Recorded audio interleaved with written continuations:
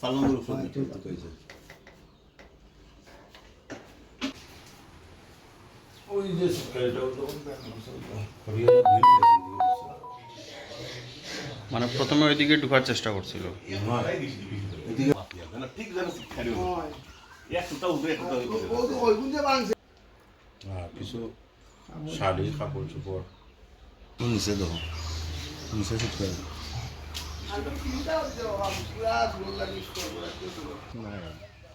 আর তো সকাল থেকে আইসি আপনার এটা গিল গিল খুলিস না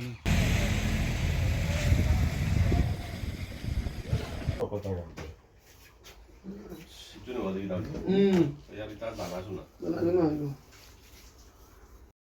আমরা গতকালকে রাত্রে বাড়িতে ছিলাম না।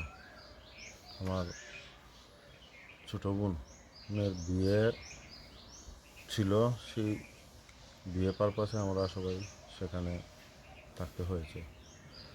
তো সকালে এসে দেখি আমার গ্রিলের তালাতে তালাটা খুলছে না।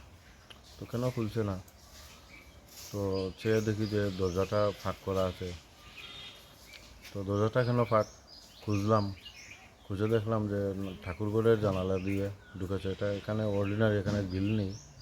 তো এদিক দিয়ে ঘরে ঢুকে ঘরের শকের গডরেজের দরজা খুলে ভেঙে নগদ টাকা প্রায় 20,000 এবং সোনা প্রায় 1 ভরির মতো হবে।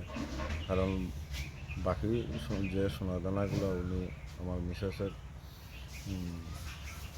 অলংকার, তো ওগুলা নিয়ে উনি বিয়ে বাড়িতে গেছেন, না হলে এগুলো পেতাম না।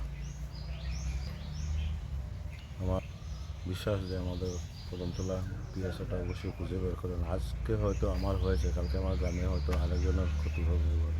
তো আমি এটা কাম ছিল তদন্ত করে গেছি। তদন্ত করে